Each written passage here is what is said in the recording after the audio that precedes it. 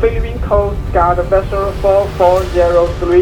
This is China Coast Guard Vessel 5201. Do not take inappropriate behaviors which will interfere with maritime security.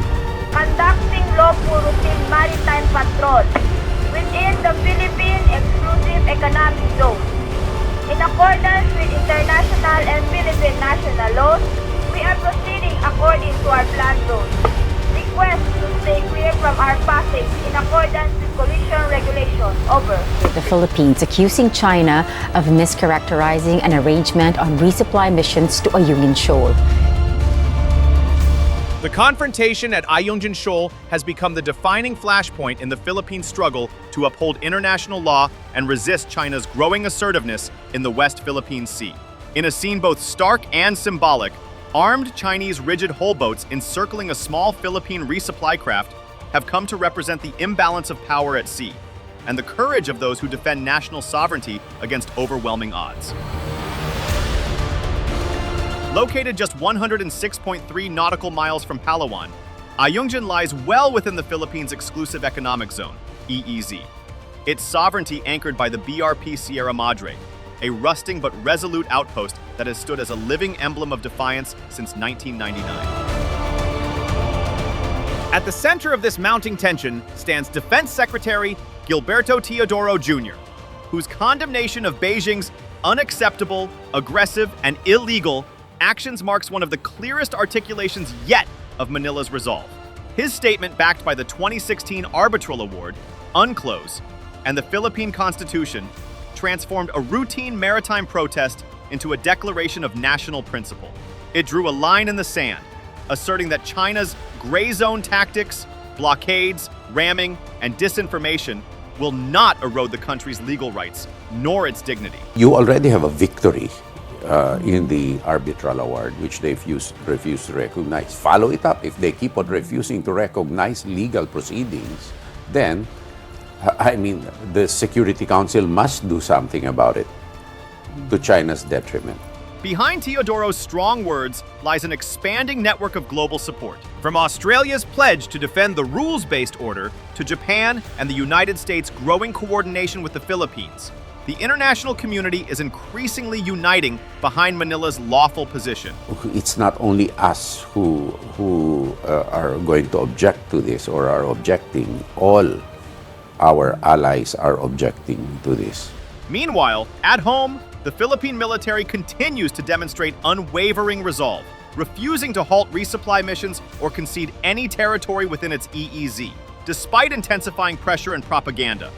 The human cost of this defense has made the issue painfully real. A Filipino Navy diver losing a thumb in a 2024 clash is emblematic of the courage and sacrifice behind every mission to sustain the Sierra Madre garrison.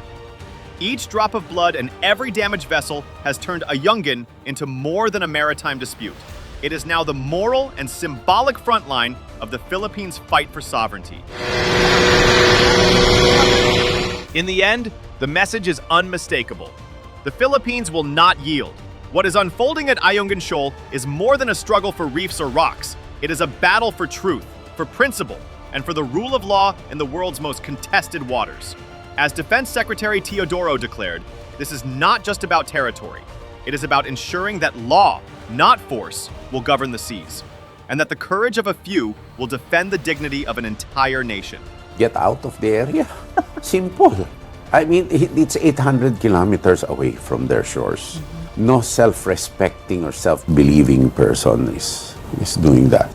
And now they're trying to teach us even what the proper path for diplomacy should be. When we were a founding member of the United Nations, the PROC was not. It was the Republic of China, not them. The latest confrontation at Ayungin Shoal unfolded with alarming precision and intensity, an unmistakable escalation even by the tense standards of the West Philippine Sea. According to Philippine Defense and Coast Guard reports, the incident involved a massive Chinese deployment composed of 5 China Coast Guard (CCG) ships, 9 maritime militia vessels, and 11 rigid hull inflatable boats (RHIBs) operating in close coordination. What made this encounter particularly concerning was not just the number of vessels, but the deliberate and militarized behavior of the Chinese units. Several RHIBs were reportedly equipped with mounted crew-served weapons, while larger CCG ships conducted high-pressure water cannon drills in dangerously close proximity to Philippine resupply craft en route to the BRP Sierra Madre. The Chinese flotilla even deployed fishing nets and floating barriers to obstruct the Philippine boat's path, an unusual and provocative tactic aimed at physically trapping the smaller vessels and preventing them from completing their mission. Eyewitness accounts from the Philippine Navy described a scene of high tension and calculated intimidation. As the resupply boats approached within visual range of the Sierra Madre, Chinese RHIBs swarmed, cutting across their bows at close range, sometimes within 50 meters of collision distance. The CCG vessels' loudspeakers blared warnings in Mandarin, while water cannons unleashed torrents that shattered wooden panels and sent spray cascading across the decks. According to military sources, several crew members sustained bruises and minor injuries, and critical supplies were damaged. Philippine defense officials confirmed that this was one of the most aggressive displays of force in recent months, noting that the pattern of harassment was tactical, coordinated, and deliberate. The tactical escalation was unmistakable. What once consisted of passive blockades or distant shadowing has evolved into close contact coercion, with Chinese personnel reportedly brandishing bladed weapons and attempting to board or seize Philippine cargo during previous encounters. The proximity of CCG ships, sometimes barely 50 meters from the rusting hull of the Sierra Madre, highlights how perilously thin the line between gray zone operations and outright armed confrontation has become. This new level of aggression suggests that Beijing is testing Manila's resolve, probing whether the Philippines, despite international backing and legal standing, will hesitate under direct and repeated pressure. For the Filipino sailors and Marines stationed aboard the Sierra Madre, the confrontation was not just another resupply mission gone awry. It was a stark reminder of the dangerous reality they face every month. Surrounded by vastly superior vessels, isolated in the middle of contested waters, they embody the Philippines' fragile but unyielding foothold in the West Philippine Sea. Each mission now feels less like routine logistics and more like a statement of sovereignty, one made under fire, one wave at a time. The Philippine government's response to the latest Chinese actions was as sharp as it was unequivocal. Defense Secretary Gilberto Teodoro Jr., known for his deliberate but firm tone, minced no words this time. In a nationally broadcast statement, he declared that China's behavior at Ayungin Shoal was a matter not only of concern, but of condemnation, describing the aggressive maneuvers as gross violations of international law that expose Beijing's false narrative and deliberate disinformation. He went further, directly attacking the foundation of China's territorial rhetoric, calling the so-called 10-dash line an expanded version of its controversial maritime claim, the biggest fiction and lie ever imposed on the region.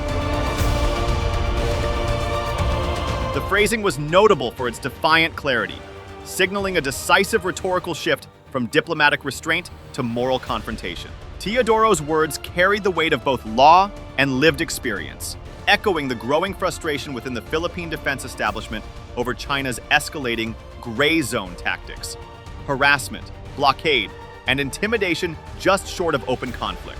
Beneath the political outrage lies a rock-solid legal foundation. The Philippine stance at Ayungin Shoal is not merely a matter of national pride. It is anchored in international law, specifically the 2016 ruling by the Permanent Court of Arbitration, PCA, in The Hague. That landmark decision, which China continues to reject, invalidated Beijing's 9-dash line claim, ruling it inconsistent with the United Nations Convention on the Law of the Sea. The tribunal concluded that Ayungin Shoal, Second Thomas Shoal, lies well within the Philippines' 200 nautical mile exclusive economic zone, EEZ, and continental shelf, making it a maritime feature where the Philippines has sovereign rights over resources and activities. Crucially, the PCA also determined that the shoal is a low tide elevation, LTE, a naturally submerged feature that cannot be appropriated by any state or used to claim sovereignty. In other words, no country, not even China, can own Ayungin Shoal under international law. These findings render Beijing's sweeping claims not only legally baseless, but also diplomatically indefensible, reinforcing Manila's right and obligation to maintain its presence there. That legal mandate is matched by an unflinching military commitment. Armed Forces of the Philippines AFP Chief of Staff, General Romeo Brawner Jr., publicly vowed that Filipino forces will defend every inch of our territory and every drop of our waters, emphasizing that the Sierra Madre and the troops stationed on it represent the living embodiment of our sovereignty. He reaffirmed that resupply missions will continue, no matter the risk, no matter the harassment, and warned that any act of aggression against our forces is an act against the Republic. The statement was more than symbolic.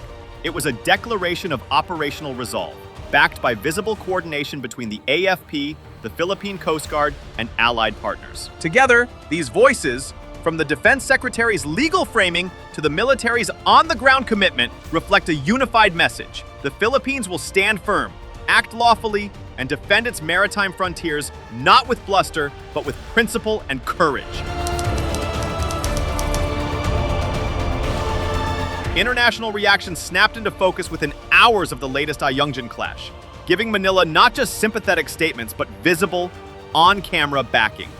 At a joint news conference, close partners reiterated that the West Philippine Sea is a test of the rules-based order, with Australia's Defense Minister Richard Marles stressing that allies will stand up for international law and freedom of navigation, while expanding practical cooperation at sea and in the air. The work that we do together as two countries which seek to assert the rules-based order is fundamentally important in seeing that the UN Convention on the Law of the Sea applies around the world in the South China Sea and the West Philippine Sea. And we are both countries which are utterly dedicated to that, and we understand the pressure that the rules-based order is under in this neck of the woods. But I think I'd want to make this point as well.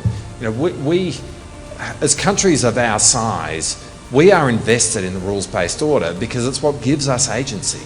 I mean, we are given agency when international disputes are determined by reference to international law and by reference to a set of rules, and when those disputes are determined through negotiation. The alternative is living in a world where disputes are determined by power and might. And that can't be the way in which we move forward as a world in 2025. And that's why we are, as two countries, deeply committed to the rules-based order and to our joint cooperation in asserting that everywhere around the world, but in the West Philippine Sea. Similar messages followed from Japan, the United States, and the EU, and Manila has been actively widening its network, pursuing fresh defense cooperation instruments and visiting forces-style arrangements with countries such as New Zealand and Canada to enable more training access, logistics support, and capacity building. The signal is unmistakable. The more Beijing applies pressure at Second Thomas Shoal, the tighter Manila's lattice of partners becomes. That external support dovetails with a sharpened Philippine strategic posture. Officials have underscored that no agreement, public or secret, has been made to waive or dilute the country's sovereign rights in its exclusive economic zone, and that the government will not provide prior notification to any foreign power for lawful resupply missions to the BRP Sierra Madre. The approach couples steady operational persistence with radical transparency. Every water cannon blast, hull scrape, and ramming attempt is documented and released to the public to build an evidentiary record and rally international opinion. Analysts note that the information space around Ayungin has become a permanent battle space in its own right. Spikes in coordinated online narratives, deep-cut legal takes, and edited video snippets accompany nearly every mission, forcing Manila to fight disinformation and intimidation alongside literal waves and spray. Beneath the strategy and statements is a human cost that makes the stakes impossible to ignore. During a June 2024 melee, a Filipino Navy diver lost a thumb after Chinese Coast Guard personnel allegedly boarded a Philippine boat, slashed at lines and gear with knives, and smashed equipment. An encounter that left crew bloodied and the vessel barely serviceable. The sailor later received medals for valor, a somber reminder that every routine rotation to Ayungin is a gauntlet run by small crews in wooden or aluminum craft facing steel hulls, floodlights, and water cannons powerful enough to shear antennas and shatter windows. For families waiting in Palawan and Zambales, the issue is painfully concrete. Safe passage for a box of rations or a drum of fresh water can hinge on a split-second turn of the helm under blinding spray. The international support, the unyielding operational stance, and the very real human toll form a coherent Philippine response. Hold the line at sea, expose coercion with evidence, deepen alliances that raise the cost of harassment, and honor the sailors and Marines who turn legal rights into lived reality each time they cross the reef.